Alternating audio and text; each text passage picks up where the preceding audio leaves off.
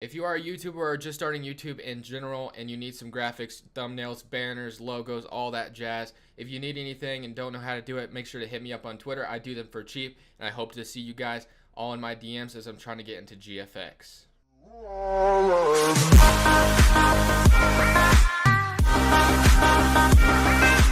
What is up, YouTube, and welcome back to a brand new video. And today we're doing part 5 of 3 bold predictions for each team 2018. If you have not seen the first 4 parts, I recommend you go watch those first. This is the final episode of today, so these will be the last 6 teams we haven't done yet. And just keep in mind, like I've said at the beginning of every other series or every other episode of this, that some of these predictions will be way out there, and you're probably going to think I'm stupid. So do not go at it on me in the comment section, if that makes any sense. Please, I'm begging you. And we're so close. We're getting closer to 1,000 every day. You guys are simply amazing. 930 the last time I checked. 70 away from 1,000. You guys are going to make me cry when I reach 1,000. I feel like I will, honestly. Like tears of joy, because I never thought I could do it. But anyway, let's go ahead and get right into this. John Wall and Bradley Beal with the Wizards. They lead them to the #1 seed in the Eastern Conference because they're a good team. And last year, I think they were the 5th seed? Was it 5th seed? 4th seed? Honestly, I can't remember what seed they were last year for whatever reason. Maybe it was 3rd. Anyway, I just know that they were a really good team last year, and they're going to be better this year. They pretty much re-signed all their guys. Bojan left. They need to make another splash at the trade deadline for a bench player. I mean, Jody Meeks, they signed Jody Meeks and all. Not sure how good he'll be, but I feel like the Wizards' starting 5 is really good. Their bench just needs a little bit of improvement, and I feel like they will make a splash at the trade deadline to make it better like they did last year. Next, we got them making the NBA Finals. So, yeah, that's pretty crazy because there's a lot of teams this season that are going to be hard to beat. And John Wall, I feel, could be an MVP candidate this year, maybe even win it. Maybe. Bradley Beal is a great player. He's kind of been injury prone, but this last season he proved that he's not just an injury prone player, and I think he played most of the season. Was he ever hurt? Not sure about that. But he did have a really good year last year after having his contract extension the year before that. So happy for Bradley Beal that he's able to show up and ball out, which he did last year. And Otto Porter is obviously a great third man to John Wall and Bradley Beal. So and I have Marcin Gortat and Markieff Morris, which aren't bad guys either. Next, we got John Wall completing his Kobe challenge and making the all-defensive first team. So the reason why I feel like this would be tough, John Wall, is going to have to step up his defense a lot in order to do this.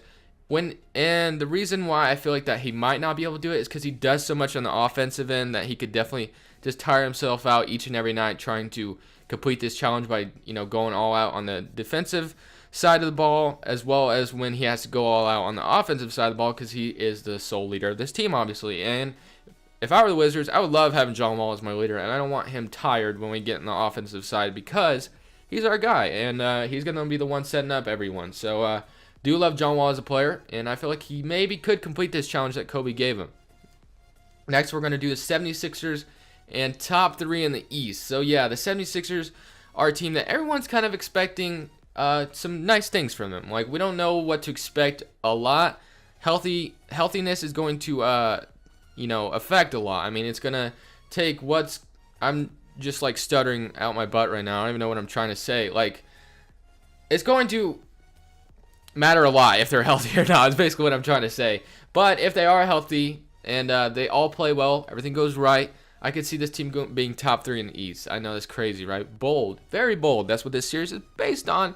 So obviously it's going to be a bold prediction in this episode. So top 3 in the East for the 76ers. Crazy, I know. Next we got the 76ers staying healthy all year. So I mean, it's probably inevitable that you could avoid any little injuries that some players may have to sit out sometimes because they pulled a hammy or they just can't play, or their wrist or something like that. I don't know, but it's kind of inevitable to avoid that. But I mean, there's going to be no 76ers players that are going to be having out for the season injury.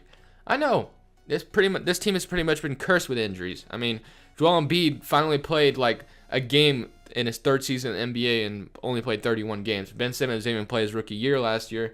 Markelle Fultz almost got injured in the summer league. It's crazy, but I hope and pray this team can stay healthy because it seems like they're going to be a lot of fun to watch, and I cannot wait to see how they do, man. I can't wait, man. It's going to be a lot of fun. Next, we got Ben Simmons winning Rookie of the Year. So you got your Lonzo Balls, you got your Markelle Fultz, you got your Jason Tatum's, Josh Jackson's. I could probably go on. Dennis Smith Jr., Malik Monk, all those guys. And Ben Simmons is a guy, he didn't. Oh my God. Oh, I'm dying while I'm talking. Ben Simmons is a guy that didn't win rookie or didn't even play his rookie season. So this will be his rookie season. And we don't know what Ben Simmons is going to be like. And we're going to just patiently wait to see what this guy is all about. And I feel like he's going to be about a lot. I think he'll be a good player. And I think he's been working on his jumper a lot this offseason. I think that's one weakness of his game. I don't think he can shoot jump shots, which in the NBA is pretty important nowadays. Next, we're going to talk about the Miami Heat, top 5 in the East. So this team literally had one of the greatest comebacks last year. And I really feel bad for them that they didn't make the playoffs because they absolutely deserved it. I feel like they might have put up a better series against the Celtics than the Bulls did. Although the Bulls did give them a series until Rondo went out. So who's to say that the Bulls wouldn't have beat the Celtics if Rondo would have stayed healthy in that series? That would have been crazy. But after barely missing the playoffs, maybe the Heat make it to the top five seeding in the East, which, in the Eastern Conference got a little weaker. There's no reason this can't happen. Next, we got Dwayne Wade coming back to the Miami Heat, so he's expected to be bought out by the Bulls. As you can see, Jimmy Butler is traded, so I don't see why Dwayne Wade would want to stay there at all. There's a bunch of young guys there, and there's been reports that none of the young guys can even stand Dwayne Wade. Like, they hate him for some reason. I don't know why. Not sure. Anyway, Dwayne Wade is expected to be bought out, and he has 3 choices, I guess, or that his main choices would be the Cavs, the Lakers, which is interesting to me, and the Miami Heat. I feel like the best case is he goes back to Miami or goes to the Cavs to join with LeBron. I feel like the Lakers wouldn't make a lot of sense, but anyway, it's whatever Dwayne Wade wants to do, and I feel like he'll be back with the Miami Heat just so he can finish his career here. Anyway, Hassan Whiteside makes an All-NBA first team. Obviously, this dude is a menace on the defensive side of the ball, and he can score plenty of points on the offensive side of the ball as well. And with the centers in the league, you got your DeMarcus Cousins, your Rudy Gobert, Joel Embiid maybe stay healthy all season. I don't know. There's going to be a lot of centers in the league. There's a lot of centers in the league that are good. Kristaps Porzingis, Karl-Anthony Towns. Yeah, there's plenty of centers, like I'm saying. Hassan Whiteside's probably like top 5 center in the East, or top 5 center in the NBA. Why did I say the East? In the NBA. And maybe this dude can make the All-NBA first team, which I can see happening because he's an absolute menace on the defensive side of the ball, and he can score plenty of points on the offensive side of the ball as well when he wants to. Next, we got the New Orleans Pelicans, which I feel like Anthony Davis might be traded this season because he's popped up in trade rumors. The Pelicans' success bases off the Marcus Cousins and Anthony Davis experiment. If they start out bad and they reach a trade deadline and they're just like nowhere near looking like they're going to make the playoffs, I feel like there's going to be trades happening with the Pelicans. Either they're going to trade Marcus Cousins or they're going to trade Anthony Davis.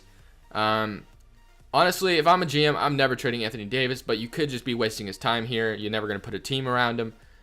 I don't know. It's a tough situation for New Orleans because Anthony Davis is probably one of the best players in the NBA, but I don't know, man. You're not really helping him out any. And this one's pretty crazy. DeMarcus Cousins re-signs with the Pelicans. I don't know. He was with the Kings for a long time. Maybe DeMarcus Cousins loves New Orleans already. I don't know, man. This is probably way out there. DeMarcus Cousins on a 1-year deal. It depends what Anthony Davis does, honestly. I feel like if Anthony Davis is traded, maybe DeMarcus Cousins will resign. There's like a slim chance. If Anthony Davis stays and they have a lot of success this season, I feel like there's a chance he may resign. I don't know. It depends on a lot. We'll just have to wait and see. I could definitely see DeMarcus Cousins going to the Wizards next year to join forces with John Wall because I've been talking about that a lot.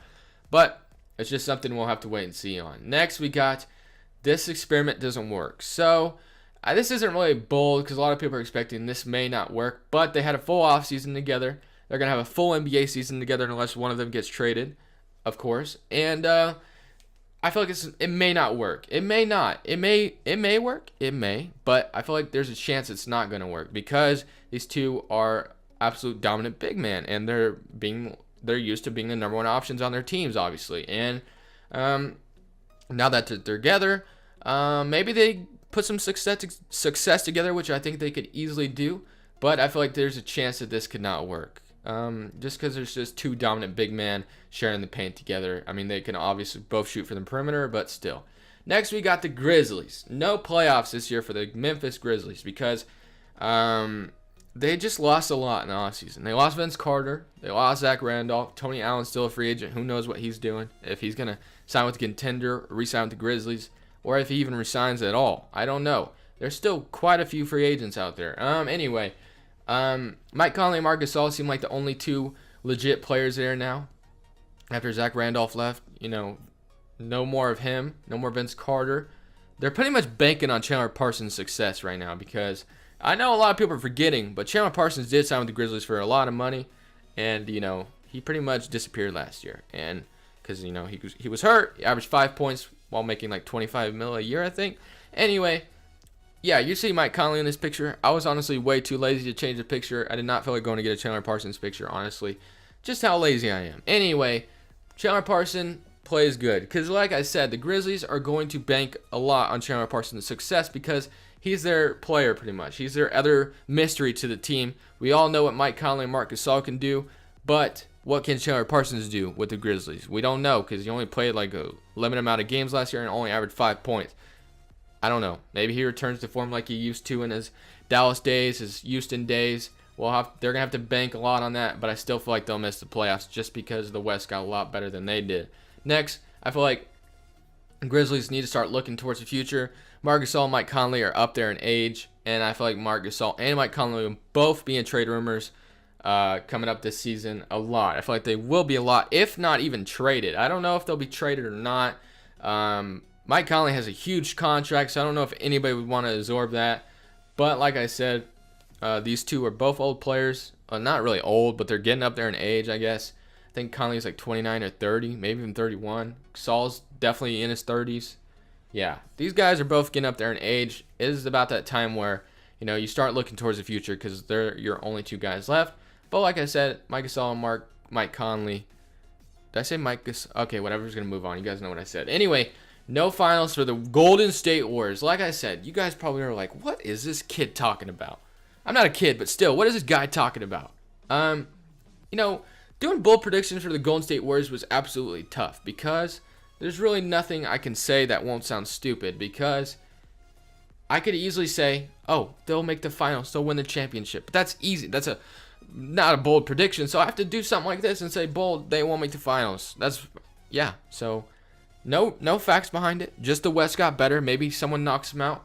We'll have to wait and see. Like I've been saying this whole entire damn episode, we'll have to wait and see. Anyway, no finals for the Golden State Warriors. No number one seed either. I know, you're probably like, this guy right here. This guy. I'm just saying, man, doing bold predictions for a team that's supposed to dominate the NBA is just too tough. What can I say? Like, what can I really say? Honestly. I mean, I guess I could talk about JaVale McGee. Maybe he wins MVP. That would be bold. I could have said that. But I feel like there's still teams in the West that may be able to dethrone the Warriors for their number one seed. I doubt it, though. I really do. I don't know why I even put these predictions in the episode, but just wanted to see your guys' reactions, I guess. Maybe that's it. But next we'll be talking about Klay Thompson. So this one may be a little bit bolder and maybe realistic and won't sound as dumb. Anyway, maybe he gets traded this season. Yeah, honestly, it still kind of sounds dumb after it came out of my mouth. But anyway, he's been popped up in trade rumors. Obviously, the Warriors have gotten two great offers for Klay Thompson. They got Paul George offered to him. They had Kyrie Irving offered to him. But the Warriors didn't trade Klay Thompson. So it's probably I highly doubt maybe he even gets traded. But maybe the Warriors are like, let's just trade this dude because, why not? I feel like it'd be stupid to do so, but maybe they do. We don't know what the Warriors GM is about. He's about going to get Kevin Durant. I know that, but we don't know what he's about when it comes to trading Klay Thompson. Maybe he does, maybe he doesn't. Something we'll have to wait and see about. Next. Wait, there is no next. This is the end of the episode. I don't know why I said next. Anyways, guys, that's it. Leave a like if you did enjoy. And, of course, subscribe if you haven't already. We're getting closer to 1,000 each and every day. I appreciate every single one of you. Like I always say, you guys are freaking amazing. You're helping my dream come true. And I really appreciate that. Without you, I couldn't do it. But that's it for me, guys. This is Crushables. Don't forget to subscribe. And I'm saying peace, y'all. Have a good day.